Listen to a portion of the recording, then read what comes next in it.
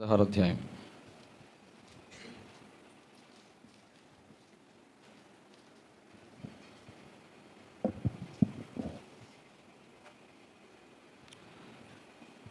ఒకటి నుంచి 6 వచనాలు మార్చి చదువుకుందాం. మార్కు సువార్త 16వ అధ్యాయం 1 నుంచి 6 వచనాలు మార్చి చదువుకుందాం. విశ్రాంతి దినము గడిచిపోగానే మగ్దలేని మరియయు యాకోబు తల్లి అయిన మరియయు సలోమియు వచ్చి ఆయనకు పూయవలనని సుగంధ ద్రవ్యములు కొనిరి. ఆదివారం పెందలకన లేచి బయలుదేరి సూర్యోదయమైనప్పుడు వచ్చి ఉండగా అది ద్వారం మొత్తం మన కొరకు ఆ రాయి చెప్పచ్చు. వారు వచ్చి కనులెత్తి చూడగా రాయి పొర్లింపబడి ఉండుట చూచిరి. ఆ రాయి ఎంతో పెద్దది. ధరించుకొని వాడు కుడివైపున కూర్చుని చూచి అందుకతడు కలవరపడుకుడి, సిలువ వేయబడిన నజరేయుడగు యేసును మీరు వెతుకుచున్నారు, ఆయన లేచి ఉన్నాడు, ఇక్కడ లేడు, వారు ఆయనను ఉంచిన స్థలమును చూడుడి. వాక్య సాయం కొరకు వచ్చి ప్రార్థన చేసుకుందాం. పరిశుద్ధుడైన తండ్రి, పరిశుద్ధపరచండి ప్రభా. నన్ను కూడా మీ కృపతో జ్ఞాపకం చేసుకొని ఇజ్రాయెల్ ఎలాగైతే మీరు చూడవచ్చారు, నన్ను కూడా చూడవచ్చి రక్షించారు, నా బాధ నిశ్చయంగా చూడవచ్చారు. అబ్రహాం, ఇస్సాకు, యాకోబులు దేవుడు అయినటువంటి నీవు వారికి ఎలాగైతే ప్రత్యక్షమయ్యో నాకు కూడా అరుణోదయ దర్శనాన్ని మాకు అనుగ్రహించి ప్రభా నన్ను కూడా ఈ పాప శాప లోకంలో నుంచి ప్రభా నన్ను విమోచించి విడుదల చేసి ప్రభా నీ క్రైమ్ని ఇచ్చి కొని ప్రభా నీ సొత్తుగా, నీ స్వాంపాద్యముగా, నీ స్వకీయ జనముగా చేసుకొని నీ సంఘములో ప్రభా కంగముగా ప్రభా మీరు చేర్చుకుని దాని కొరకు వందనస్తుని ప్రభా తండ్రి. అంత గొప్ప క్రైమ్ చేసిన నా ప్రభా యేసుక్రీస్తు వారిని హృదయపూర్వకంగా స్తుతిస్తూ ప్రభా ఇక నా యుద్ధ ఉంచమని బలలో కూడా ప్రభా నేను మేమందరం కూడా ప్రభాతో యోగ్యమైన రీతిలో పాల్గొంచుకున్నట్టు ప్రభా ఇర్మియా గ్రంథం 9వ వచనం ప్రకారం ప్రభా నీ నోటిని తెరమిన దాన్ని నింపెదను ప్రభా వాక్యాన్ని ఎత్తిపట్టుకొని ప్రభా హృదయపూర్వకంగా ప్రార్థిస్తున్నాం. కనికరించండి, సహాయం చేయండి నాయన. బిడ్డలు నీ ప్రభా తండ్రి ఓటి కుండలతో వచ్చారు ప్రభావాన్ని సంపూర్ణంగా నింపి పంపించండి, సహాయం చేయండి. యోగ్యమైన రీతిలో ప్రభా బలలో పాల్గొనడానికి, భాగం తీసుకోవడానికి, చేయవేయడానికి వారిలో నుండి సరళత నుంచి ఎక్కడ తప్పిపోయినామో ప్రభా మేము అందరం కూడా ప్రభా ఎక్కడ పడిపోయామో, పాడైపోయామో, పగిలిపోయామో దయచేసి మాకు నీ వాక్యం లేఖనముల ద్వారా సూటిగా, స్పష్టంగా, సరళంగా, ధారాళంగా ప్రభా తండ్రి మీరు మాట్లాడి కృపను గురించి సహాయం చేసి కృపను అనుగ్రహించమని మీరు మాత్రం మహిమ పొందుకోమని యేసుక్రీస్తు శ్రేష్టమైన నామమున ప్రార్థించి అడుగుచున్నాం తండ్రి, ఆమేన్. చదివినటువంటి లేఖన భాగంలో విశ్రాంతి దినము గడిచిపోగానే మగ్దలేని మరియయు యాకోబు తల్లి అయిన మరియయు సలోమియు వచ్చి ఆయనకు పూయవలనని సుగంధ ద్రవ్యములు కొనిరి. వారు ఆదివారం పెందలకడ లేచి బయలుదేరి సూర్యోదయము అయినప్పుడు సమాధి ఎదుగు వచ్చుండగా సమాధి ద్వారము మన కొరకు రాయి ఎవడు పొర్లించిన ఒకరితో ఒక చెప్పుకుండిరి. వారు కన్నులెత్తి చూడగా రాయి పొర్లింపబడి ఉంటే చూసి ఆ రాయి ఎంతో పెద్దది. ఈ వర్తమానం చాలాసార్లు మనం అనేక సార్లు ఈస్టర్స్ ఇలాంటి సందర్భాల్లో కూడా చాలా వినుంటాం. అయితే ఆ సందర్భం అది కాదు, కానీ మన ఆత్మీయ జీవితానికి కొంచెం పురుకొల్పుగా ఉన్నటువంటి మాటలు ఈ లేఖన భాగాల నుంచి చూసి ప్రయత్నం చేద్దాం. యేసుక్రీస్తు ప్రభువారు పునరుద్ధానుడయ్యాడు. ఆ కారణం చేత సమాధిలో పెట్టబడినటువంటి ఆ యేసుక్రీస్తు ప్రభువారిని చూడడానికి వెళ్ళినటువంటి ముగ్గురు, మగ్దలేని మరియ, యాకోబు తల్లి అయిన మరియ, సలోమి వచ్చారు. ఏవో కొన్ని సుగంధ ద్రవ్యాలు కొన్నారు, ప్రభుకి పూయవలని అనుకున్నారు.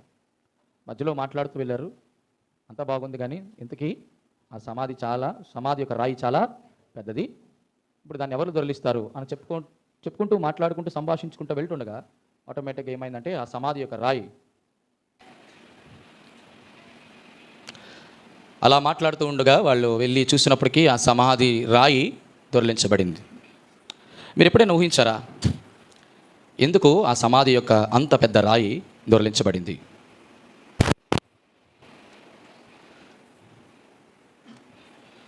ఎందుకు ఆ సమాధి యొక్క రాయి ఎలా దొరిలించబడింది? అసలు ఎందుకు దొరిలించబడింది? చాలామంది ఇలాగ ఆలోచిస్తారు. యేసుక్రీస్తు ప్రభువారిని చూడండి, అపోస్తల కార్యాలు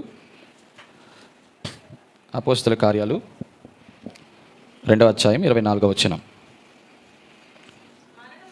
మరణము ఆయన బంధించి ఉంచుట అసాధ్యము గనుక దేవుడు మరణ వేదనను తొలగించి ఆయనను, వెరీ గుడ్, మరణము ఆయన బంధించుట అసాధ్యం. ఎందుకు ఆయన బంధించలేకపోయింది?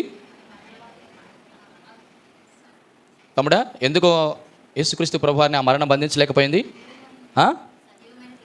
సజీవును, గట్టిగా చెప్పాలి, సజీవుడైన దేవుడని చెప్పండి. ఇంకెవరైనా చెప్తారా ఎందుకు మరణం ఆయన బంధించలేకపోయింది? మరణం జయించి ఉన్నాడు, ఇంకా ఆయనకి సమస్తము సాధ్యం కాబట్టి. ఓకే, మీరంతా హై ఫీల్డ్లో చెప్పారు కాబట్టి నేను ఎల్కేజీ చెప్తాను. పాపం వల్ల వచ్చే జీతం పాపం లేనివాడా? పాపం ఎరిగినవాడా? పాపం చేయనివాడా?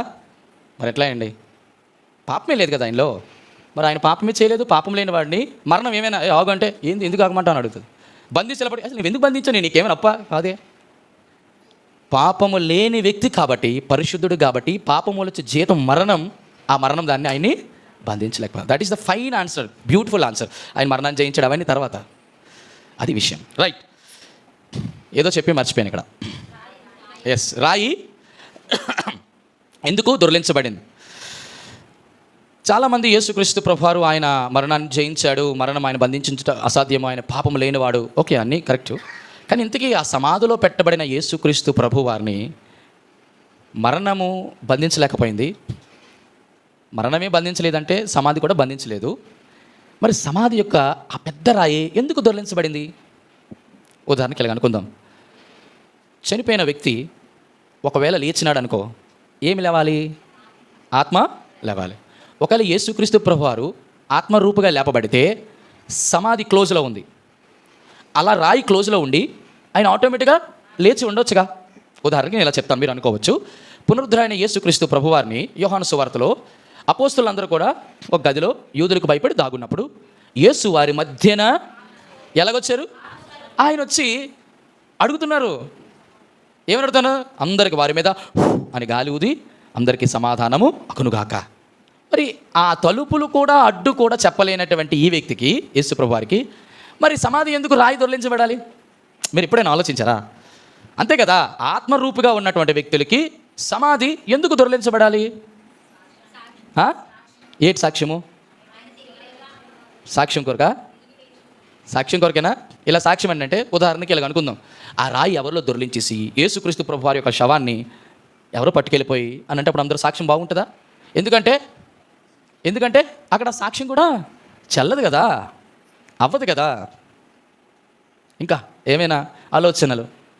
యేసుక్రీస్తు యొక్క సమాధి యొక్క అతిపెద్ద రాయి దొర్లించబడడానికి కారణం నేను 5 కారణాలు చెప్తాను.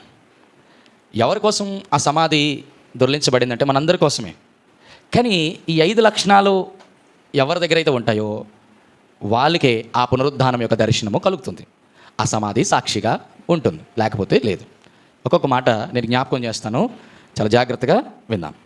మరొకసారి చదువుదాం. మార్కు సువార్త 16వ అధ్యాయం 1వ వచనం. విశ్రాంతి దినం గడిచిపోయింది. విశ్రాంతి దినం అంటే ఏది? శనివారం. సిద్ధపరచు దినం అంటే ఏది? నేను 3 దినాలు చెప్తాను. 3 దినాల్లో తద్దినం అనుకోకండి. మొదటి దినం సిద్ధపరచు దినం, అది శుక్రవారం. రెండవది విశ్రాంతి దినం, అది శనివారం. విశ్రాంతి దినం గడిచిపోగా వచ్చిన ఆదివారాన్ని పునరుద్ధాన దినం అంటారు, అదే ప్రభు దినం. ఇప్పుడు మనం శుక్రవారం ప్రభుని ఆరాధించాలా, శనివారం ఆరాధించాలా, ఆదివారం ఆరాధించాలా? ఇప్పుడు నేను చెప్తాను. 3 కేటగిరీస్.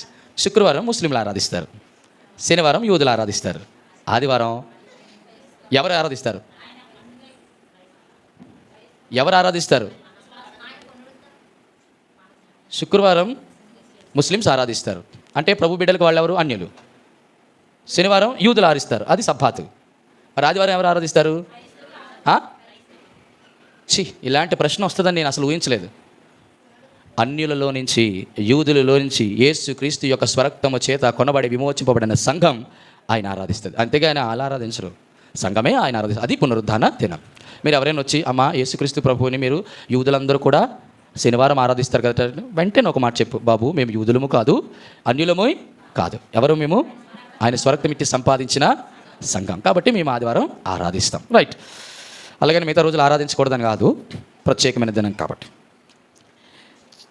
ఆ రాయి ఎంతో పెద్దది. ఈ రాయి దేనికి గుర్తుగా ఉంది అంటే, బాగా గమనించండి. సమాధి లోపల యేసుక్రీస్తు ప్రభువారు రాయి, సమాధి వెలుపుట సలోమి, యాకోబు తల్లి మగ్దలేని మరియా. ఈ రాయికి ఇటువైపున 3 వ్యక్తులు, ఈ రాయికి యువతల పక్కన యేసుక్రీస్తు ప్రభువారు. ప్రతి ఒక్కరూ యేసు ప్రభుని దర్శించడానికి, చూడడానికి వెళ్ళి ఆయన పూజించడానికి వెళ్ళిన వారికి వీరికి మధ్య ఏముంది? ఎంతో పెద్ద రాయి ఉంది. ఈ రాయి బహుశా ఏమైనా అనుకోవచ్చు, సమస్యలే కావచ్చు, ఆర్థిక ఇబ్బందులే కావచ్చు, కులమే కావచ్చు, మతమే కావచ్చు, మనకున్న కట్లే కావచ్చు, మనం ఏ పరిస్థితులలో ఉన్నటువంటి వ్యవహారాలే కావచ్చు. యేసు ప్రభువును చూడాలంటే ఖచ్చితంగా ఈ రాయి మాత్రం దొరిలించబడాలి. ఈ కులాన్ని, మతాన్ని కానీ, ఆర్థిక సమస్యలు కానీ, అనారోగ్య సమస్యలు కానీ, ఏ యొక్క పరిస్థితులు కానీ దొరిలింపబడాలంటే అదేమైనా చిన్న రాయా, ఎంతో పెద్ద రాయి అంట. ఈ పెద్ద రాయి దొరిలించబడాలంటే సామాన్యమైనటువంటి బలహీన ఘటాలైనటువంటి 3 స్త్రీల వల్ల అవుతుందా? చెప్పాలి. 3 వల్ల అవుతుందా? అవ్వద్దు. కాబట్టి ఈ రాయి ఎవరు దొరిలించాలి? సాక్షాత్తు దేవుడే పని పూనుకొని దొరిలించాలి. ఇంతగా రాయి దొరిలించింది ఎవరు? మీరు లేఖనాల్లో ఉన్నవి చెప్పండారా. లేఖనాల్లో లేనివి తరచు చదవకుండా ఏదో నోటుకొచ్చినట్టు చెప్పకండి. దేవదూతలు దొరిలించారా? దేవదూతలేనా? కన్ఫర్మ్ చెప్పండి. మరి అంత ఏదో చిన్న అనుమానపు ఇలాగా నిజమేనా అన్నట్టు, అవునా కాదేమో, అమ్మో అన్నయ్య అడిగాడంటే ఖచ్చితంగా కాదేమో అనుకో నా భ్రమలో బతకండి. రైట్. ఇప్పుడు ఎందుకు తన పరిచారకులు దేవదూతలను ఆ సమాధి రాయిని దొరిలించడానికి దేవుడు కృప చూపించాడు? కారణం ఏంటంటే యేసుక్రీస్తు ప్రభువారికి జరగనిది, జరగబోయేది, జరగబోతున్నది కూడా తెలిసిన దేవుడు. ఆ సమాధి దగ్గరికి తనని వెంబడిస్తున్నటువంటి 12 మంది అపోస్తులు ఎవరైనా వచ్చారా? రాలేదే. తన ప్రియమైన శిష్యుడైన యోహాను సమాధి దగ్గరికి వస్తాడా? రాలేదే. తనను వెంబడించినటువంటి వారు రొట్టెల కోసమో, రోగాలు బాగవడం కోసమో, స్వస్థతల కొరకో, దేని కొరకు వెంబడించిన వారు ఎవరైనా వచ్చారా? రాలేదే. ఎవరు రాకుండా ఎవరు వస్తారని చెప్పి ఆ రోజు దొరిలించబడింది. దేవాదేవుడు ఎంత గొప్పవాడంటే, నేను ఇప్పుడు అనుకుంటాను స్త్రీలను చూసి, ప్రభా ఏ ఒక్క స్త్రీనైతే, ఏ ఒక్క స్త్రీ ద్వారా అయితే ఈ లోకానికి పాపము తీసుకొని రాబడిందో అదే స్త్రీని ఉపయోగించుకొని ఈ లోకంలో పుట్టావు కదయ్యా. మరి అదే స్త్రీలు మొట్టమొదట నీ పునరుద్ధరణ దర్శనం కూడా వాళ్ళకే. ఎంత గొప్ప దేవుడు అంటే అండి, ఎవరైతే పాపానికి నాందో చివరి వరకు కూడా వారిని దేవుడు తన పరిచర్య కొరకు వాడుకుంటాడు. మనం చాలాసార్లు అనుకుంటాం, నేను పాపం చేశాను, నేను ఎంత ఘోర పాపం దుష్కార్యంలో ఉన్నాను కదా, ప్రభు యొక్క దర్శనము లేక ప్రభు నాతో మాట్లాడతాడా, ప్రభు నా యొక్క విన్నపాన్ని ఆలకిస్తాడా, మనం చాలాసార్లు అనుకుంటాం. ఈ ప్రపంచంలో భయంకరమైన పాపం ఏదంటే అవ్వ చేసిన పాపం. అంతకు మించిన పాపం ఇంకోటి లేదు. అటువంటి జీవము కలిగినటువంటి ఈ తల్లిలో నుంచి ఇంతమందిని తీసుకొని వచ్చి, ఆ తల్లిలో నుంచి మరియమ్మ గర్భం నుంచి యేసుప్రభు పుట్టి, ఆ తల్లి లాంటి ఎంతోమంది స్త్రీలు ప్రభు యొక్క పరిచర్యకు నియమించుకొని అటువంటి స్త్రీలకు మొట్టమొదటి తన పునరుద్ధాన దర్శనాన్ని అనుగ్రహించాడు. నేను ఒక్కొక్కసారి అనిపిస్తుంది, పాపము స్త్రీనే, పరిచర్యను స్త్రీయే, పునరుద్ధానమును స్త్రీయే. ఎంత అద్భుతం కదా. కాబట్టి స్త్రీలు ఎంతో ఘనులు దేవుని దృష్టిలో. ఆ కారణం చేత ఎందుకు ఈ యొక్క పెద్ద రాయి దొరిలించబడింది? ఈరోజు మన జీవితంలో కూడా అటువంటి రాయి దొరిలించబడలేదేమో, దొరిలింపబడకుండా ఇంకా ఉండిపోయిందేమో. అలా ఉండిపోవడానికి కారణాలు ఏంటి? యేసు ప్రభువు యొక్క పునరుద్ధానం యొక్క దర్శనాన్ని మనం చూడలేకపోవడానికి కారణాలు ఏంటి అని మనం ఆలోచిస్తే, మొట్టమొదటి వచనం ఇలా రాయబడుతుంది చూడండి. విశ్రాంతి దినము గడిచిపోగానే మగ్దలేన మరియు యాకోబు తల్లి అయిన మరియు సలోమియు వచ్చి. చాలు. ఎంతమంది వచ్చారు? ఎంతమంది వచ్చారు అంటే పేర్లు కావు, స్ట్రైట్ మన ఆన్సర్ కరెక్ట్గా ఉండాలా. 3 వచ్చారు. మరి ఒక్కరు రావచ్చుగా, పోనీ 2 రావచ్చుగా, 3 ఎందుకు వచ్చారు? Why 3 people attended for this particular important task? దేని కొరకు వచ్చారు 3? ఎందుకు వచ్చారంటే సుగంధ ద్రవ్యాలు. నీ క్వశ్చన్ పేపర్ ఇప్పటికీ అర్థం కాదా? నేను ఒక ప్రశ్న అడిగితే సమాధానం ఇంకోటి. అందుకే మార్కులు పోవడానికి కారణం ఇది. క్వశ్చన్ అర్థం అవ్వదు. మళ్ళీ మమ్మీ మామూలుగా రాయలేదు ఎగ్జామ్, తీరా మూసి ఎత్తే పేపర్లో నెంబర్ ఉండదు. ఆ రోజు అలా రాసి ఇలా రాశాను అంటే ఒక ప్రశ్న ఒకటి సమాధానం ఒకటి రాశాను నేను. ఎందుకు 3 వచ్చారు? బాగా జ్ఞాపకం చేస్తాను. ఆ పెద్ద రాయి దొరిలింపబడడానికి కారణం, ఆ ప్రభు యొక్క పునరుద్ధాన దర్శనాన్ని పొందుకోవడానికి కారణం, మొట్టమొదట వారిలో ఐక్యత అనగా సహవాసం కలిగిన వారు. నేను 5 విషయాలు చెప్తానన్నాను కదా. 1 రాలేదు, 2 రాలేదు, 3 వచ్చారు. 2, 3 నా నామమున కూడి ఎవరైతే ఉంటారో వారి మధ్య, అంటే వారి మధ్యలో ఏముంది? ఐక్యత, సహవాసం ఉంది. మొట్టమొదటిగా అంత పెద్ద రాయి దొరిలింపబడడానికి కారణం, యేసుక్రీస్తు ప్రభు యొక్క దర్శనాన్ని పొందుకోవడానికి కారణం, వారిలో సహవాసం ఉంది. ఈరోజు ప్రభు వారు నన్ను అడుగుతున్నారు, నేను మీ అందరికీ పునరుద్ధాన దర్శనాన్ని ఎందుకు ఇవ్వలేకపోతున్నాను, ఎందుకు నన్ను నేను ప్రత్యక్షపరచుకోలేకపోతున్నానంటే అంటున్నాడు, అందరూ మందిరంకి వస్తున్నారు, అందరూ ప్రభువుని ఆరాధిస్తారు, అందరూ ఒకరినొకరు పలకరించుకుంటారు, కానీ నోటి మాట వెంబడి వచ్చినటువంటి ఆ పలకరింపు హృదయంలో నుంచి వస్తుందా? ఒకరికి ఉన్నటువంటి ఆ సహవాసం అందరితో సమానంగా ఉందా? లేకపోతే ఒకరు ఒకలాగా మాట్లాడి ఇంకొకలాగా మాట్లాడి మనసులో ఒకటి ఉంచుకొని బయటకు ఒకలాగా మాట్లాడుతున్నారా? దేవాది దేవుడికి కావాల్సింది ఏంటి అంటే వారు ఈ ముగ్గురు కూడా ఎవరికి గుర్తుకుందని చెప్దాం అనుకున్నాను. సంఘానికి సాదృశ్యంగా ఉంది. ఈ సంఘము ప్రభు యొక్క దర్శనాన్ని చూడాలంటే మధ్య ఉన్నటువంటి అతిపెద్ద బండరాయి అడ్డుగోడ లేకపోతే ఏదైనా సమస్యతో పోలిస్తే ఇది దొర్లించబడాలంటే మన వల్ల కాదు. దేవుడే దాన్ని దొర్లిస్తాడు. ఎందుకు అంటే వాళ్ళలో ఏముంది అంటే ఐక్యత, సహవాసం ఉంది. నేను ఇప్పుడు చెప్తాను. ఈ ముగ్గురు సమాధి దగ్గరికి వచ్చారు, బాగానే ఉంది. వారు సమాధానికి రావడానికి ముందుగా ఖచ్చితంగా వాళ్ళలో 3 లక్షణాలు కలిగి ఉంటుంది. Number 1 word, number 2 walk, number 3 work. మొత్తం 3. మళ్ళీ ఒకసారి జ్ఞాపకం చేస్తున్నాను. ముగ్గురు కలిసి సమాధి దగ్గర రావడానికి కారణం ఏంటంటే వాళ్ళు ముగ్గురులో ఏం పని చేశాయంటే మొదటిది మాటలు, రెండోది వాళ్ళ నడక, మూడోది చూడండి ఆమోసు గ్రంథం. చాలా చక్కటి మాట జ్ఞాపకం చేస్తాను. ఆమోసు గ్రంథం. ఒక వ్యక్తి కలిసి నడాలి అంటే వారి మధ్య చక్కటికి 3వ అధ్యాయము 3వ వచనం. ఆమోసు గ్రంథం 3వ అధ్యాయం 3వ వచనం చూడండి. 756 పేజీలో ఉంటుంది. సమ్మతింపకుండా. ఇక్కడ చూడండి ఎంతమంది ఉన్నారు? 2 ఉన్నారా? 3 ఉన్నారా? 3 ఉన్నారు. 3 స్త్రీలే. కానీ వాళ్ళు ముగ్గురు కూడా ఏముంది? ముగ్గురు సమాధి దగ్గరికి వచ్చారు అంటే వారు నడిచారంటే వాళ్ళు ఏముంది? సమ్మతి ఉంది. సమ్మతి అంటే మనం ఉదయం వెళ్దాము ఎక్కడికి సమాధి దగ్గరికి వెళ్దామంటే సరే నేను వస్తానువే. ఇంకోటి ఏమంటుంది? నేను కూడా వస్తాను, నన్ను కూడా తీసుకెళ్ళి. అంటే వాళ్ళు ఏం కలిసాయి? మాట కలిసింది. ఓకే, మాట కలిసిన తర్వాత సమాధి దగ్గరికి వెళ్ళడానికి ఎక్కడికి వెళ్ళడానికి నడాలా లేదా? కొంతవరకు నడిచి బాబోయ్ ఇంకా తెల్లవారక మునిపే ఇంకా చీకటి ఉండగానే స్త్రీలు వెళ్తున్నారు కదా, వెళ్తున్నప్పుడు ఎందుకే బాబు ఇప్పుడు అనవసరంగా వెళ్తున్నాం అని ఆ ముగ్గురులో ఒక్కరైనా అవును నిజమే కదా ఈ టైంలో వెళ్ళింది ఏమైనా పిక్నిక్ స్పాట్గా లేకపోతే అరకు వ్యాలీ దర్శించడానికా? ఏమైనా లుంబిని పార్కా? కాదు కదా. అదేంటి శవాల గొట్ట, సమాధుల తొట్ట. అవునా? దానికి వెళ్ళాలి.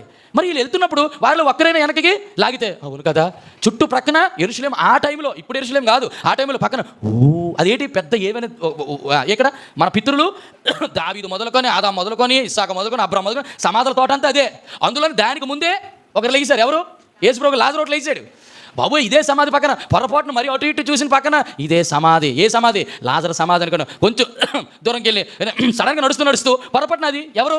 మగ్దలేని మరియో లేకపోతే యాకోబు తెలియని మరియో లేదా సొలొమే సడన్గా వెనక్కి దాటిపోయింది అనుకో. వీళ్ళిద్దరు పొరపాటున మాట్లాడి ఇది వింటుంది అనుకుని ఇలా ఇద్దరు నడుచుకుని వెళ్ళిపోయిన పక్కన ఎలా తీసింది? మన ఇద్దరేమన్నా ఒకరు లేరేటని అనుకుంది అనుకో. ఇద్దరిలో ఏముంటుంది? కలవరం. ఇది ముగ్గురులో ఇద్దరు మిగిలేరు, మిగతా ఒకరేమైపోయాడు. తీరం వచ్చేస్తే ఎవరు లేరు. మాటలు కలాలి, నడక కలాలి. మూడోది ఏ పని? దేనికోసం వచ్చారు వీళ్ళ పని? ఇది ఆత్మీయంగా మనం చూసుకుంటే యేసుక్రీస్తు ప్రభువారు ఆయన పునరుద్ధాన దర్శనం కలగడానికి కారణం ఏంటంటే ఆ సంఘములో ఐక్యత, సహవాసం ఉంది. ఏ సంఘములోనైతే ఈ సహవాసం ఉంటుందో ఖచ్చితంగా ఈ 3 ఆ సంఘంలో పనిచేయాలి. మొదటిది దేవుని మాట, దేవుని నడక, దేవుని పని. రండి లూకాసు వార్త 24వ అధ్యాయం.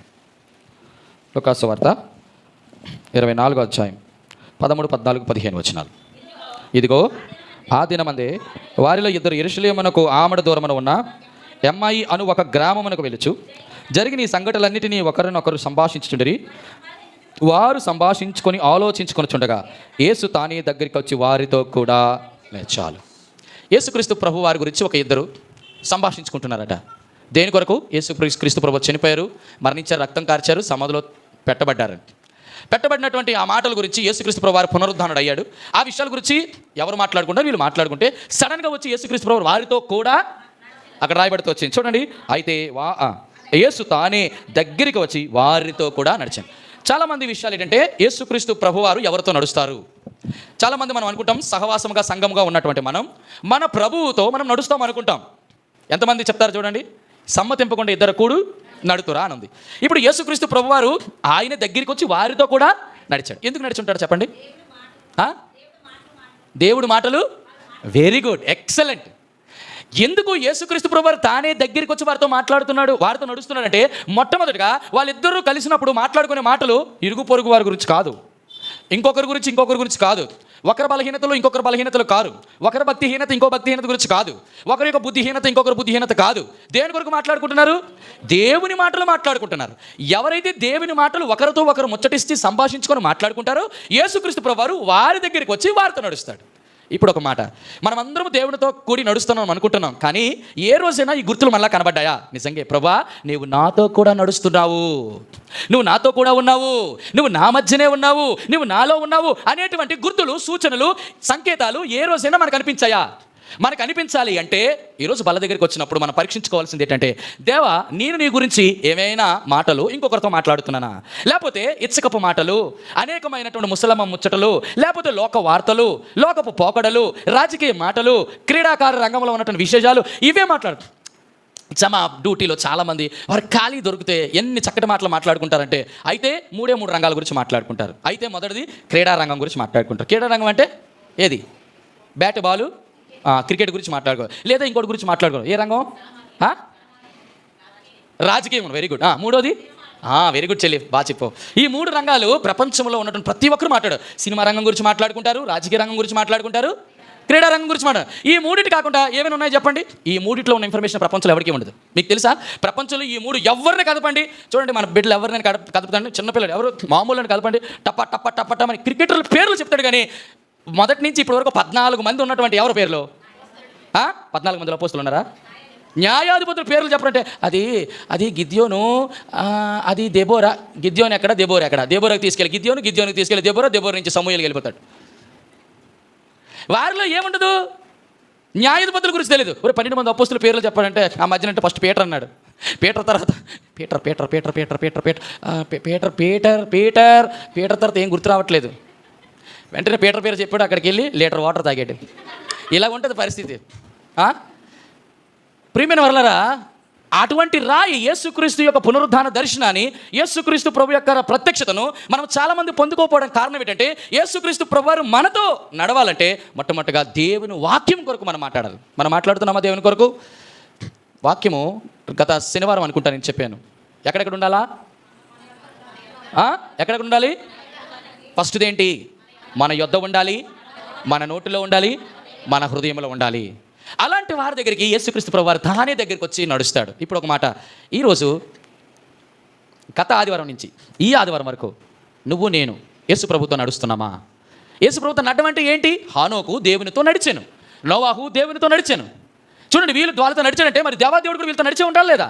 ఇప్పుడు వాళ్ళంతా కన్ఫర్మ్గా ఎలా చెప్పగలుగుతున్నారు అంటే, వారు దేవుని మాటలు తప్ప వేరొకటి మాట్లాడు. ఈరోజు నువ్వు ఎవరి గురించి మాట్లాడుతున్నావు? ఈరోజు చాలా క్రికెట్ మ్యాచ్ జరుగుతుంది కదా, నాకు తెలియదమ్మా. ఎందుకంటే నాకు ఈరోజు వరకు నేను టీవీ చూడలేదు. ఆ మ్యాచ్లు నాకు ఎప్పటికీ తెలియదు, నాకు ఆ పేర్లు తెలియదు, నాకు ఏది కూడా. రాజకీయ రంగం గురించి కూడా నాకు అదే ఫస్ట్ నుంచి మరి దేవుని మహాకృప దాని గురించి. సినిమా రంగం అంటే అప్పుడు టాప్లో ఉండేవాడిని, ఇప్పుడు లేట్ అయిపోయాను నేను. ఎందుకంటే నాకు ఎవరు తెలియదు. ఇప్పుడు కొత్త హీరోయిన్స్, కొత్త హీరోలు వస్తున్నారు, నాకు ఎవరు తెలియదు. ఎందుకంటే నాకు తెలిసిన హీరో ఒక్కడే, యేసుప్రభు ఒక్కడే. నాకు తెలిసిన పెద్ద రాజకీయ వ్యక్తి ఎవరంటే యేసుప్రభు వ్యక్తి ఒక్కలే. పెద్ద క్రీడకడే, ఏ ఆటాలన్నా జగన్నాటక సూత్రధారి ఆయన గురించి నాకు తెలుసు. ఎలా ఆడాలో ఆట, ఆయన బర్రెలు అంటున్నాను, ఆయన గ్రౌండ్లో దిగితే ఎలా ఆట ఆడాలో ఆయన తెలుసు. అంతకు మంచి పెద్ద ఆటగాడు ఎవడు ఈ ప్రపంచంలో లేడు. ఏమైనా ఆ ఆట నుంచి ఎవరు తప్పించుకోగలరు? యేసుప్రభు ఆట నుంచి నేను నిజంగా తప్పించుకోగలనటువంటి వాళ్ళ చేతులు ఎత్తాను, నేనే తప్పించుకోలేను. మళ్ళీ బ్యాట్ ఎట్టి బంతిని కొట్టి మామూలుగా ఉండదు. బౌండరీలు అంటే బౌండరీలు దాటుతాయి. 2 విషయాలు. యేసుక్రీస్తు ప్రభు వారు మనతో కూడి నడవాలని ఆశపడుతున్నాడు. నడవాలనుకుంటే మన మధ్య సహవాసం అంటే ఆయన మాటలు, ఆయన యొక్క క్రియలు, ఆయనతో కలిసి నడిచే అనుభవం. ఈ 3 మీరు గమనించండి. ఎవరిలో ఉంటాయో వారికే ఈ పెద్ద రాయి దొర్లించబడుతుంది. దేవుని మాటలు, దేవుని యొక్క నడక, దేవుని యొక్క పని. వీళ్ళు ఏం చేస్తారు? దేవుని పని చేస్తారా, దేవుని పని చేస్తున్నారా? చెప్పండి, దేవుని పని చేస్తున్నారా, దేవుని పని చేస్తున్నారా? దేవుని పని చేస్తారు. కాబట్టి మొట్టమొదటిగా మన ఆరోగ్యం తొలగాలన్నా, మన సమస్యలు పోవాలన్నా, మన జీవితం బాగుపడాలన్నా, మన ఇంటిలో సమాధానం రావాలన్నా, దేవుడు మనతో మాట్లాడాలంట. దేవుడు మాటలు మాట్లాడండి, దేవునితో కలిసి నడవండి, దేవుని యొక్క పని చేయండి. రైట్, మొదటిది. రెండవ మాట చూడండి, లూకాసు సువార్త, మార్కు సువార్త 16వ అధ్యాయం 16వ అధ్యాయం మొదటి వచనం. విశ్రాంతి దినం గడిచిపోగానే మగ్దలేని మరియు యాకోబు తల్లిని మరియు సలోమి వచ్చి ఆయన పూయి వల్లని సుగంధ ద్రవ్యములను కొన్ని.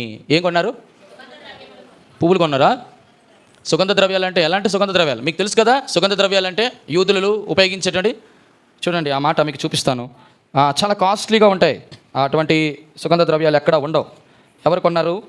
అటువంటి వారి దగ్గరే స్త్రీలు కొన్నారట. చూడండి ఆ మాట 19వ అధ్యాయం యోహాను సువార్త 19వ అధ్యాయం 39వ వచనం. యోహాను సువార్త 19:30. మొదటి రాత్రి వేళ ఆయన యొద్దకు వచ్చిన నికోదేము బోలముతో కలిపిన అఖరు రమారమి 150 సేర్లు ఎత్తి తెచ్చిన. మరొకసారి చదువు. ఎత్తి తెచ్చిన. నానా ఎత్తి తేవడం కాదురా, మీరు తెలుగును భ్రష్టు పట్టిస్తానరా మీరు. నాన్న చదువు నాన్న, జమీమా చదువుతుంది. ఇప్పుడు ఈవిడ ఎలా చదువుతా చూడాలి. మొదటి రాత్రి వేళ ఆయన వద్దకు వచ్చి నికోదేము కూడా బోలముతో కలిపిన అగరు, అది ఎత్తి కాదు, ఎత్తు తెచ్చాను. రైట్, రండి యోహాను సువార్త. యోహాను సువార్త 12వ అధ్యాయం 3వ వచనం.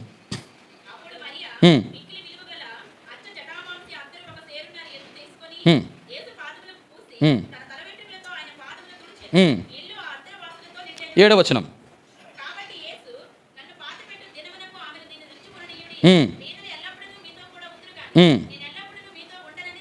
రైట్, ఇక్కడ దేని కొరకు? ఒక సేరున్నర ఎత్తు ఎవరు తీసుకొచ్చారు? ఒక సేరున్నర ఎత్తు మరియ తీసుకొచ్చింది. 150 సేరులు ఎత్తు ఎవరు తీసుకొచ్చారు? నికోదేము ఎవరు? ఎవరు నికోదేము? యోహాను సువార్త 3వ అధ్యాయం. యోహాను సువార్త 3వ అధ్యాయం 1వ వచనం. యూదుల అధికారి అయిన నికోదేము పరిశీలకుడుండెను. అతడు రాత్రి యందు ఆయన వద్దకు వచ్చి, బోధకుడా,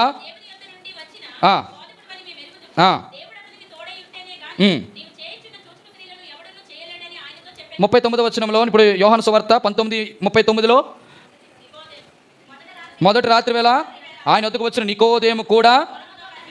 ఇప్పుడు చూడండి, ఎవరు నికోదేము? ఎవరు ఇప్పుడు నికోదేము? ఎవరు? అక్కడ ఏమని రాయబడింది? 3వ అధ్యాయం 1వ వచనంలో, యూదుల అధికారి, ఇంకా నికోదేము అనేటువంటి పరిసయ్యుడు. పరిసయ్యుడు అంటే ఎవరు? పరిసయ్యుడు అంటే ఎవరు? పరిచయం చేసేవాడు. పరిసయ్యులు, సద్దుకయ్యులు వీళ్ళందరూ యూదులలో ఒక ప్రత్యేకమైన తెగ, దేవుని మందిరంలో పనిచేసేవాళ్ళు. బాగా గమనించండి. ఇప్పుడు నికోదేమేమో 150 సేరులు, మరియమ్మ గారేమో 50 సేరులు. బాగా గమనించండి, ఎవరు ఇంత కాస్ట్ పెట్టి దేవునికి యేసుక్రీస్తు ప్రభువారు పాతి పెట్టబడినటువంటి ఆ దేహమునకు పూయవల్లని సుగంధ ద్రవ్యాలు కొని తీసుకొచ్చారు. ఇక్కడ 2 విషయాలు గమనించండి. మరియమేమో ఒక సేరున్నర ఎత్తు జటామాంసి, ఈమెనో 150 సేరులు. మామూలు కాస్ట్ కాదు ఆ రోజుల్లో. జటామాంసి, నేను ఇందాక చెప్పాను, నీ యొక్క వస్త్రములు అగరవాసనే, లవంగ పట్ట వాసనే, గోపరస వాసనే. అందులో ఈ అగరు ఉంది. ఇదో జటామాంసి. ఇది దేని కొరకు అని చెప్పాను 3 విషయాలు. అందులో ఏంటంటే యేసుక్రీస్తు ప్రభువారు చనిపోయిన తర్వాత ఆ భూస్థాపన నిమిత్తము వాసన రాకుండా, అంటే ఎంతో డబ్బు క్రైమ్ చెల్లించారా లేదా? అంటే ఈ స్త్రీలు సహవాసము కలిగి సమాధి దగ్గరికి రావడమే కాదు, కానీ సమర్పణ కలిగిన స్త్రీలు. అంటే సమర్పణ అంటే ఏంటో తెలుసా? ఉత్తి చేతులతో రారు ప్రభు దగ్గరికి వచ్చినప్పుడు. పాయింట్ అర్థమైందో లేదో? ఎలాగొచ్చారు? సుగంధ ద్రవ్యములు కొని తీసుకొచ్చారట. 150 సేరులు ఎత్తు సుగంధ ద్రవ్యాలంటే మామూలు విషయమా? అంటే దాని అర్థం ఏంటో తెలుసా? సుగంధ ద్రవ్యాలు చాలా విలువైనవి కదా, ఎవరు కొలనేలేవు కదా, ఎంతో ఖర్చుతో కూడింది కదా. ఎందుకు అంత డబ్బు పెట్టుకున్నారు చెప్పండి? అబ్బాబా, ఎంత అద్భుతంగా చెప్పొచ్చు. ఎక్సలెంట్. ఈరోజు ప్రత్యక్షతలన్నీ నీవే. దేవుడు మొన్న శనివారం ప్రత్యక్షత వచ్చినట్టుంది, దేవుడు లైన్లో పెట్టినట్టున్నాడు చెల్లి. ప్రతి ఆన్సర్ ఎగ్జాక్ట్గా చదివింది. మన ప్రభు అంత విలువైన వాడు, అంత విలువైన నా ప్రభువుని నేను వట్టి చేతులతో ఆయన దగ్గరికి వెళ్ళను. అంటే ఏంటి? బ్రతికున్నప్పుడు వెళ్ళాడా? చనిపోయినప్పుడు పాతి పెట్టబడినటువంటి ఆ శవము లేక ఆ కుళ్ళు చూడక ఆ పాతి పెట్టబడిన యేసుక్రీస్తు సమాధికి వెళ్ళినప్పుడే ఇంత కాస్ట్లీగా పట్టుకెళ్తే, ఇప్పుడు ఒక మాట, మన ప్రభు కొరకు మనం ఏమిచ్చాం? నీ దగ్గర ఏముంది? నువ్వు ప్రభు కొరకు ఏమిచ్చావు? నీకు అర్థమవుతుంది నేను చెప్పింది. ప్రభు బల దగ్గరికి వచ్చినప్పుడు, దేవాదేవుడు ఇప్పుడు ఒక మాట అడుగుతాను, భౌతికంగా నువ్వు ఏమైనా ఇచ్చి ఉండవచ్చు కాక, సేవకుడికి ఇచ్చి ఉండొచ్చు, సంఘానికి ఇచ్చి ఉండొచ్చు, సేవ ప్రోత్సహించడానికి నువ్వు ఏదో ధనం, నీ బలం ఏమని ఇచ్చి ఉండొచ్చు. కానీ దేవుడు ఇవన్నిటికంటే, నీ ధనం కంటే, నీ బలం కంటే, నీ తలాంతుల కంటే దేవుడు నన్ను అడిగేది ఒక్కటే, నీ హృదయమును నాకు. ఈరోజు ప్రభుకి ప్రపంచంలో అన్నిటికంటే విలువైనది హృదయం ఒక్కటే. అటువంటి హృదయాన్ని ప్రభుకి ఇచ్చామా మనం? ఈ హృదయం ప్రభా నేను ఎప్పుడూ ఇచ్చానన్నారు, రైట్? అందరూ ఇచ్చామా? అదే దేవునికి ఇచ్చారా లేదా? డౌట్ ఉందా చెల్లి? నీ హృదయాన్ని దేవునికి ఇచ్చావా లేదా? ఇచ్చావా లేదా? ఎంత డౌటో. ఇప్పుడు చెల్లిని అడుగుదాం, చెల్లి నువ్వు ఇచ్చావా హృదయాన్ని దేవునికి? ఇచ్చావా లేదా? ఏమా రుతం గారు, మీ హృదయాన్ని దేవునికి ఇచ్చారా లేదా? ఇచ్చామంటే ఒక బాధ, ఇవ్వలేదంటే బాధ. నేను ఇప్పుడు ఎలా ఎరకట్న పడ్డాం, ఏం అడుగుతారో, ఏం చెప్పాలో భయం వేస్తుంది కదా. నిజం ప్రభులారు, బిడ్లారా, మన ప్రభుకి హృదయాన్ని ఇవ్వకపోతే ఆ హృదయం పొరపాటున కానీ ఖాళీ ఉందా, ఎవడొస్తాడు? అదంతా నీట్గా చేసి, అంత శుభ్రపరిచి, దానికి అంత తలంటే స్నానం చేసి, ఏంటట షాంపూతో రుద్ది అంత చక్కగా చేసిన తర్వాత వెంటనే చూసావా, నీరు లేని చోట్ల లేకుండా ఇది ఏం చేస్తుంది? ఇది ఎవరు ముందుసారి వెళ్ళిపోయాడు కదా మన మామయ్య, మళ్ళీ ఏం చేస్తాడు, 7 నెట్టుకొని వస్తాడట. ఆ 7 ఎవరో తెలుసా? 7 దెయ్యాల చేత బాధపడిన మగ్దలేని మరియ. గత దినాల్లో చెప్పాను ఆ 7 దెయ్యాలు చెప్పానా? మీకు గుర్తుంది? ఎవరన్నది ఆ మాట? నా ప్రతి దానికి నా డాక్యుమెంట్ ఉంటుంది ఇక్కడ. కేజీయా ప్రత్యక్షత పోయిందా మళ్ళీ నీకు? నేను చెప్పాను బిడ్డ, నేను చాలా అంటే దేవుని మహాకృపేట, కానీ నా బుర్ర స్టోరేజ్ కెపాసిటీ ఎక్కువ. నేను ఎప్పుడు ఏది చెప్పాను కూడా నాకు బాగా తెలుసు. 2 విషయాలు. మొదటిది, దేవాది దేవుని యొక్క అన్నిటికంటే విలువైనది దేవాది దేవుడు మన నుంచి కోరుకున్నది మన హృదయం. ఒకవేళ మన హృదయంలో ఇంకా దేవునికి అయిష్టకరమైనవి ఏవైనా ఉంటే మనం పూర్తిగా దేవునికి హృదయం ఇచ్చినట్టు కాదు. ఈరోజు యేసుక్రీస్తు ప్రభువారి యొక్క పునరుద్ధాన దర్శనాన్ని వారు చూడడానికి కారణం ఏంటంటే, దేవా నా హృదయంలో నా జీవితంలో నాకు అన్నిటికంటే నువ్వే నాకు విలువైన వాడు, కాబట్టి నా విలువైనవన్నీ కూడా ప్రభా నీకు తీసుకొని వస్తానని చెప్పేసి అటువంటి సమర్పణ కలిగినటువంటి స్త్రీలు కాబట్టి ఆ రాయి వారి కొరకు దొర్లించబడింది. మొదటిది ఎందుకు దొర్లించబడింది? ఆ సంఘం అంతా కూడా సహవాసంలో ఉంది కాబట్టి. మన సహవాసంలో ఉన్నామా లేదా? ఉంటే 3 ఉండాలని చెప్పాను. మన సహవాసం ఎవరితో? రెండవది దేవునితో. మొదటిది దేవునితో. మీరు బైబిల్ స్టడీలు 100 చెప్పినా మీ జీవితంలో ఒక్కటి గుర్తుండదు. మొదటిది తండ్రి అని దేవుడు, ప్రభువైన యేసుక్రీస్తు పరిశుద్ధాత్మ కాదు, దేవుడితో. దేవుడితో అంటే తండ్రి కుమార్ పరిశుద్ధాత్మ దేవుడు. మన సహవాసము దేవునితోనూ దేవుని ప్రజలతోనూ. దేవుడితో ఉంటే మాట, నడక, పని, ఈ 3 దేవునితో కలిగి ఉండాలి. మనం దేవుని ప్రజలతో ఉండాలంటే మనుషులకు మనుషులు మాట్లాడాలి, మనుషులు కలిసి నడవాలి, మనుషులు కలిసి పని చేయాలి. ఇది సహవాసం. రెండవది సమర్పణ జీవితం. మనం అన్నీ ఇస్తాం కానీ ఏదేమో హృదయం ఇచ్చాం కానీ ఎంత ఇచ్చాం? పూర్తిగా. నేను చెప్పనా, హృదయం పూర్తిగా ఇచ్చాం అనుకోండి, నేను చెప్తాను మరి ఇలాగా మాత్రం ఏం అనుకోకండి, నన్ను తిట్టుకున్నా పర్వాలేదు, అదేం ప్రాబ్లం లేదు. కానీ మన హృదయం పూర్తిగా దేవునికి ఇచ్చామనుకోండి, ఆ హృదయంలో ఎవరు ఉంటారు? దేవుడు తప్ప ఇంకెవరు ఉంటారు కదా. అప్పుడు దేవుడు చెప్పిన మాట ఏంటామా, పక్కలు చెప్పిన మాట ఏంటామా? ఇప్పుడు ఉదాహరణకి దేవుడు నీ హృదయంలో హృదయం ఇస్తే, దేవుడు నీ హృదయంలో పనిచేస్తే, దేవుడికి ఒక క్రమం ఉంటుంది కదా. సంఘం అంటే ఆయన భార్య కదా. ఈ భార్య అంటే ఎంతో ఇష్టం కదా ఆయనకి. 9:30కి దేవుని మందిరం అనుకో, నీ హృదయం పూర్తిగా ఇచ్చావనుకో, దేవుడు పరిశుద్ధాత్మ దేవుడు హృదయంలో ఉన్నాడు అనుకో, దేవత ఏం చెప్తాడు? అమ్మా 9:30 అయిపోయింది, మీ ఆయన చికెన్ తేవచ్చు, మటన్ తేవచ్చు, చెప్పండి అది తేవచ్చు, నువ్వు వండుకుంటే కుదరదమ్మా, నువ్వు ఇమీడియట్గా 9:30 కంటే ముందుకు ఒక 10 నిమిషాల ముందే ఉండాలంటాడు. మరి వచ్చామా మనం రాలేదంటే పూర్తిగా ఇచ్చినట్టే ఇవ్వలేనట్ట. ప్రభు దగ్గర సమన్వయపరుచుకుందాం. ఏ సమస్యలు ఉండొచ్చు మనకి బహుశా, కానీ దేవుని దగ్గరికి వచ్చి ప్రభా నేను టైంకి రావాలనుకుంటున్నాను కానీ రాలేకపోతున్నాను, ఏవో అడ్డంకులు, కానీ ప్రభా నీ కొరకు నేను చేయాలనుకుంటున్నాను. అటు రీతిగా మనం ఉంటే ఆ సమాధి దగ్గర ఉన్నటువంటి అతి పెద్దదైన రాయి నీ కొరకు దేవుడు తన దూతలకు ఆజ్ఞాపించి దొర్లిస్తాడు. రెండోది సమర్పణ కలిగిన వాళ్ళు. మూడోది లూకా సువార్త, మార్కు సువార్త 16వ అధ్యాయం చదువుదామా. ఆదివారం మన పెందల కడన లేచి బయలుదేరి సూర్యోదయమైనప్పుడు చాలు. మూడవది వాళ్ళు ఎప్పుడు వచ్చారు చూడండి ఆ మాట. ఆయనకు పూయి వాళ్ళని సుగంధ ద్రవ్యములు కొనిరి, వారు ఆదివారమున పెందల కడనే లేచి. ఎప్పుడు లేచారు? ఉదయం 8 గంటలకి, ఉదయం 10 గంటలకి, ఉదయం. ఓ సిస్టర్ నాకు తెలుసు చాలా సంవత్సరాల నుంచి, ఆవిడ ఎప్పుడు కూడా 10 గంటలకు లెగుతుందట. ఏంటట? ఉదయం పెందల కడ లేవడం అనేది నేను చెప్తాను కదా ప్రతిసారి కూడా 3 ఉన్నాయి. నేను గతసారి కూడా చెప్పాను. ఆ రియల్ క్రిస్టియన్, ఏ క్రిస్టియన్ అంటే అందరూ పేరు పెట్టుకున్న క్రిస్టియన్ కాదు, స్పిరిచువల్ క్రిస్టియన్, ఆత్మ సంబంధమైన వారు. వారిలో ఉన్నటువంటి ఫస్ట్ది ఏంటంటే దేవుడు క్రమం అంటాం కదా, క్రమంలో డిసిప్లిన్ అనేది చాలా ప్రాముఖ్యం. When there is a discipline there should be a discipleship. When there is a discipleship there is a devotion. అర్థమైందో లేదో? ఎవరికైతే క్రమశిక్షణ ఉంటుందో వారి ప్రభుని ఎక్కువగా వెంబడిస్తారు. ఎవరైతే ప్రభుని ఎక్కువ వెంబడిస్తారో వారి భక్తి కలిగా జీవిస్తారు. ప్రభుత్వం వెంబడిస్తే ఇంక నీకేముంటుంది? ఆయన మాటలు, ఆయన పలుకులు, ఆయన నడక, ఆయనతోనే ఉంటాం.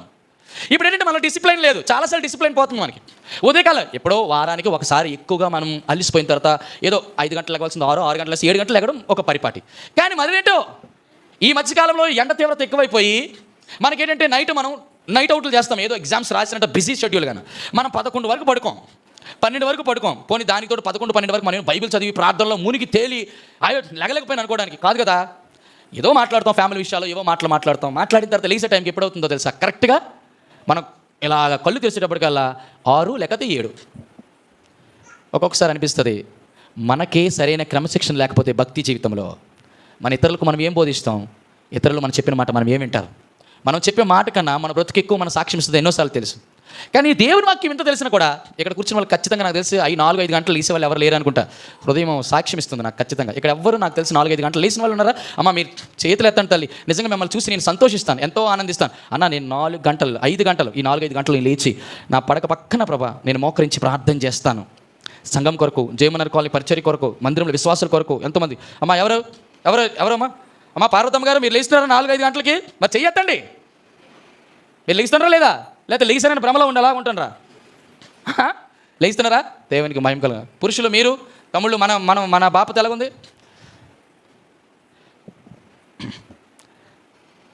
మన జీవితంలో అటువంటి క్రమశిక్షణ లేకపోతే చాలా కష్టమండి. పెందలకడ లేచి నేను 3 విషయాలు చెప్తాను. పెందలకడ లెగిస్తే ఏం చేయాలి? పెందలకడ లెగిస్తే ఏం చేయాలి చూడండి. మొట్టమొదటిది మార్కు సువార్త 1:35 వచనం. మార్కు సువార్త 1:35 వచనం. ఆయన పెందలకడనే లేచి ఇంకా చాలా చీకటి ఉంటుండగా బయలుదేరి అరణ్య ప్రదేశమునకు వెళ్ళి ఏం చేశాడు? మనం ఏం చేస్తాం పొరపాటు 4 గంటలు ఈ మధ్య కాలంలో తెలిసలేదో శరీరం యొక్క దౌర్బల్యమును బట్టి చాలామంది ఏంటంటే వాకింగ్ షూస్ కొనుక్కున్నారు, ట్రాక్స్ కొనుక్కున్నారు, టీ షర్ట్స్ కొనుక్కున్నారు, అన్నీ కొనుక్కున్నారు. ఉదయాన్నే దేవుని మందిరం కంటే, దేవుని ప్రార్థన కంటే, వాకింగ్ కంటే ముందు జాగింగ్ వెళ్ళిపోతున్నారు. ఆరోగ్యం కాపాడుకోవడం తప్పు కాదు, చాలా మంచిది, చాలా చేయొచ్చు, అవును కదా? కానీ విచిత్రం ఏంటంటే మన ప్రయారిటీస్ మారిపోతున్నాయి. Because we are indiscipline. మనం ఉదయాన్నే లేచి చేయాల్సింది ఏంటి? ఇక్కడ యేసుప్రభు ఏం చేశారు? వాకింగ్కి వెళ్ళారా? జాగింగ్కి వెళ్ళారా? తమ్ముడా, మా తమ్ముడు ఉన్నాడు గులియాత్ లాంటి అంత పెద్ద, ఆయన వాకింగ్కి వెళ్ళారు ఉదయం లేచి. నా ఉద్దేశం ఏంటంటే ఇక్కడ దేవాదేవుడు నీతో నాతో మాట్లాడుతున్నాడా? What is the priority in your life? In morning, ఉదయకాల సమయంలో ఒకవేళ లెగలేం, పోనీ లెగిసిన తర్వాత మనం చేసేది ఏంటి? ప్రార్థన ఏం చేస్తామా? ఎందుకు మనం ఉదయాన్నే లెగాలి? ఇక్కడ పెందలకడ లేచారు వీళ్ళు. పెందలకడ లేచేటటువంటి స్త్రీలు చేయాల్సిన మొట్టమొదటి ప్రార్థన. అందుకే విలాపవాక్యాలు 2:19 చూడద్దు కానీ ఈ మాట ఇలా చెప్తాడు. ఏమంటాడు? నీవు లేచి రేయి మొదటి జామున మొర్ర పెట్టము, నీళ్లు కుమ్మరించినట్లు ప్రభు సన్నిధి నీ హృదయమును కుమ్మరించు, నీ పసిపిల్లల ప్రాణము కొరకు నీ చేతులను ఆయన తట్టు ఎత్తుము. దేవుని వాక్యం నిజంగా ప్రియమైన వాళ్ళరా ఎంత ఘోరమైనటువంటి మాట ఇది నేను చెప్పకూడదు కానీ మనకు వాక్యం అంతా తెలియక మునుపు మనం చేయకపోతే మాత్రం దేవుడు దాన్ని పాపంగా ఎంచడు. కానీ మనకి దేవుని వాక్యం తెలిసి కూడా మనం నిర్లక్ష్యం చేసి మనం లేకుండా దేవుని ప్రార్థించకుండా సోమరులుగా, మత్తులుగా, మందులుగా ఉండిపోతే దేవుడు నీ యొక్క ఆ సమయం కొరకు, ప్రార్థన సమయం కొరకు కూడా దేవుడు నన్ను లెక్క అడుగుతాడు. ఉదయాన్నే లెగిసి ఏం చేస్తున్నాం మనం? ప్రార్థన చేయాల్సినటువంటి ఈ మోకాళ్ళు, చేతులు ఎత్తాల్సిన ఈ చెయ్యలు, మన అటువంటి పరిస్థితి ఉందంటారా? ప్రియమైన వాళ్ళారా, మన జీవితంలో ఆ తెల్లవారి ప్రార్థన అలవాటు చేసుకునండి. నీ భక్తి జీవితం నిలబడాలంటే నీ మోకాళ్ళు వంగాలి, నీ చేతులు పైకి ఎత్తబడాలి. దేవాదేవుడు ఎంత సంతోషిస్తాడో తెలుసా? ఇది మనకు మాదిరి. సాక్షాత్ యేసుక్రీస్తు ప్రభువారికి ఆయన ప్రార్థన చేయాల్సిన రూల్ ఏమైనా ఉందా? చెప్పండిరా, రూల్ ఏమైనా ఉందా యేసుక్రీస్తు ప్రభువారికి? ప్రభా, ఉదయం అంతా నీ పరిచర్య చేయాలి, పాపము నాలో ఏలుబడి చేయకుండానట్లు నీ వాక్యం నా హృదయంలో ఉంచుకున్నాను. కానీ ఆ వాక్యంతో నేను పోరాడాలంటే ప్రార్థనతోనే పోరాడాలి. ప్రార్థన లేకపోతే ఉదయకాల సమయంలో ఎందుకు ఉదయం లేగలేకపోతున్నావు అంటే మొట్టమొదటిగా నీ ఫుడ్ కట్ చేయి. మనం ఫుడ్ ఎక్కువ తీసుకోవద్దు. మీకు 100 సార్లు మనకి నేను ఎప్పుడైనా పొరపాటున నేను ఒకవేళ ఫుడ్ ఎక్కువ తిన్నా కూడా హృదయంలో మాత్రం భయం ఉంటే ఖచ్చితంగా లెగిస్తామండి. మనమేమో ఎప్పుడు చెప్తాను కదా, ఉదయం రాజులా తినాలి, మధ్యాహ్నం మంత్రిలా తినాలి, రాత్రి దాసుడిలాగా ఉండాలి. అంటే భేదవాడిలా తినాలి. భేదవాడికి ఎక్కువ తినలేడు, మంత్రి కొంచెం బాగా తింటాడు, రాజు విందు భోజనం చేస్తాడు. మనమేంటో రివర్స్ చేయండి. ఇప్పుడు ఉదయం మీద ఎంటీ స్టమక్తో ఉంటాం, మధ్యాహ్నం ఏమో ఏదో పలహారం చూసి తాగేస్తాం. ఈ దెబ్బ మొత్తం నైట్ చూపిస్తాం మొత్తం. ఉద్దేశం ఏంటంటే మీ అందరికీ చాలా జోవియల్గా ఉంటుంది, కానీ మన జీవితంలో ఎక్కడ తప్పిపోయాం? ప్రార్థనా జీవితంలో తప్పిపోయాము, జ్ఞాపకం చేసుకుందాం. రెండవది లూకాసు వార్త 21వ అధ్యాయం 38వ వచనం. లూకాసు వార్త 21వ అధ్యాయం 38వ వచనం. లూకాసు వార్త 21:38. ప్రజలందరూ ఆయన మాట వినుటకు దేవాలయంలో ఎప్పుడు వచ్చారట? దేవుని వాక్యాన్ని వినడానికి ఎప్పుడు వచ్చినారు? మధ్యాహ్నం రాదు, సాయంత్రం కాదు, నైట్ కాదట, పెందలకడే వచ్చారట. దేని కొరకు? వాక్యం కొరకు. దాని అర్థం ఏంటంటే పెందల కొరకు. యేసుక్రీస్తు ప్రభువు అక్కడ దేవాలయం ఉన్నాడు, ఆయన వాక్యం చెప్తున్నాడు కాబట్టి పెందలకడ వచ్చారు. మరి ఇప్పుడు ఎక్కడ ఉన్నాడు దేవాదేవుడు? నీ యొద్ద ఉన్నాడు. దేవుని వాక్యం నీ యొద్ద ఉంది, నీ ఇంటిలో ఉంది. మరి ఉదయాన్నే పెందలకడ ప్రార్థన అయిపోయిన తర్వాత ఏం చేస్తావు? అసలు వాక్యమే చదవు. మొట్టమొదటి ఎవరి మాట వినాలి? మనం దేవుని మాట వినాలి. దేవుడు నీతో ఏ మాట్లాడతాడో ఆ మాట విని అప్పుడు నీ యొక్క కార్యక్రమాలు ఇంకోళ్ళు మాట్లాడాలి. మనం దేవుని మాట వినకుండా టీ పెట్టావా, మా ఆవిడని ఇప్పుడు అడుగుతాను, టీ పెట్టావా? ఇప్పుడు నా ప్రార్థన, నా వాక్యం అంతా అయిపోయిన తర్వాత మా ఆవిడని అడుగుతాను. నేను లేపుతాను మా ఆవిడని, అమ్మా లేవు, సామెతల గ్రంథం 31 ఆమె వేకువతోనే లేచి, ఆ మాట ఏ రోజు కూడా ఆమెలో వర్తించలేదు ఇంతవరకు. వేకువ అంటే అర్థం ఏంటంటే 4-5 ప్రాంతాల్లో ఒక్కొక్కసారి లెగుస్తుంది. ఒక్కొక్కసారి దేవుడు ఏం చేస్తాడు, ఉద్యమం వస్తుంటుంది, ఉద్రేకాత్మ అలా వస్తుంది. మళ్ళీ 2-3 రోజుల తర్వాత మళ్ళీ లెగదు అని కాదు. తన జీవితంలో తన పాపం ఉదయం రాత్రి 12 వరకు ఆమె మార్త లాంటిది, ఎక్కువ విస్తారమైన పనులు పెట్టుకుంటుంది. ప్రియమైన వాళ్ళరా, ఇలా ఉండకూడదు మన జీవితంలో. ప్రార్థన చేసేవారే, తను ఎప్పుడు చాలా ఎక్కువ ప్రార్థన చేస్తుంది. కానీ విచిత్రం ఏంటంటే ఇన్ టైంకి చేయదు. నీ జీవితంలో నా జీవితంలో అట్లా చేయకపోతే, దేవుని వాక్యం చదవకపోతే ఉపయోగం లేదు. ఉదయాన్ని లేచి ఎప్పుడైనా చూద్దాం అనుకుంటాను, కొంతమందిని చూసినప్పుడు ఎలాగంటే దేవుని కొరకు ఆ మాటలు వినాలనేటువంటి ఆసక్తి, ఈరోజు దేవుడు నాతో ఏం మాట్లాడతాడు అనేటువంటి వ్యవహారం మనలో లేకపోతే దేవుడు మనతో ఆసక్తి చూపించడు. దేవుని మాటలు వినడానికి చూడండి, ఆ మాట నీకు చూపిస్తాను. ఇర్మియా గ్రంథం 29:18. యెహోవా వాక్కు ఇదే, వారు విననొల్లని వారై నేను పెందలకడనే లేచి ప్రవక్తలైన నా సేవకుల చేత. హో దుస్థితి, ఎంత భయంకరమైన పరిస్థితి. ఎప్పుడు పంపించినాడు? ఎందుకు పెందలకడే? మధ్యాహ్నం పంపించు కదా, సాయంత్రం పంపించచ్చు కదా, నైట్ పంపించచ్చు కదా, పెందలకడే ఎందుకు? కానీ అర్థం ఏంటో తెలుసా? పెందలకడ అంటే దేవుని మాట కోసం వీళ్ళు కాచుకుంటారా, దేవుని నా మాట వింటారా లేదని టైమింగ్ దేవుడికి చాలా ఇంపార్టెంట్. ఇక్కడ కూర్చున్న వాళ్ళు దేవుని వాక్యం ఎంత పని చేస్తుందో నాకు తెలియదు, కానీ మిమ్మల్ని నన్ను అందరూ ఒక రోజు వస్తుంది, దేవుడు నీకు ఇచ్చిన ప్రతి టైమింగ్ని దేవుడు అడుగుతాడు. ఆ టైమింగ్లో మీరు చేసినటువంటి ప్రతి పరిస్థితి, మన పరిస్థితి అంతా కూడా దేవుడు చిట్టా విప్పుతాడు. అప్పుడు మనం దేవునితో మనం నిలవలేం పెట్టలేరా. 2 మూడోది ఇది చెప్పి నేను ముగిస్తాను. ఇంకా 5 నేను చెప్పలేను, కానీ మూడోది చూడండి, ఈ మాట చూపిస్తాను. మూడోది 2వ దినవృత్తాంత గ్రంథం 29:20. 2వ దినవృత్తాంత గ్రంథం 29:20. 2వ దినవృత్తాంతంలో 29:20. అప్పుడు రాజైన హిజ్కియా పెందలకడ లేచి పట్టణ అధికారులను సమకూర్చుకొని ఏం చేసినాడు? ఎవరు చేసినారు? రాజైన హిజ్కియా అట పెందలకడ లేచి పట్టణపు అధికారులను, అసలు ఎవరు సమకూర్చాలా? అధికారులు రాజు దగ్గరికి వచ్చి సమకూర్చి లేపాలా. ఈయనేడు చేస్తున్నాడు? రాజు లేచి అధికారులు సమకూర్చి పదండి వాకింగ్కి వెళ్దాం అన్నాడా? జాగింగ్కి వెళ్దాం అన్నాడా? మార్కెట్కి వెళ్దాం అన్నాడా? ఏమో రైతు బజార్కి వెళ్దాం అన్నాడా? ఎక్కడికి వెళ్ళాడు? దేవుని మందిరమునకు. ప్రియమైన వర్లరా, ఈరోజు దేవుడు నీతో నాతో మాట్లాడుతున్న మాటలు, పెందలకడ నువ్వు లేస్తున్నావు, ప్రార్థన చేస్తున్నావా? ప్రార్థన ఉందా మన జీవితంలో? పెందలకడ లేస్తున్నావు, దేవుని వాక్యం చదువుతున్నామా? పెందలకడ లేస్తున్నాం, సరైన టైంకి దేవుని మందిరికి వస్తున్నాం. ఒక రాజు అంతస్తులో ఉన్న వ్యక్తి పట్టణ అధికారులందరూ సమకూర్చి దేవుని మందిరికి తోడుకుపోతున్నాడంటే దేవుని మందిరం మీద ఉన్న మక్కువ ఏంటో అర్థమవుతుందా మనకి? నీకు నాకుందా మక్కువ?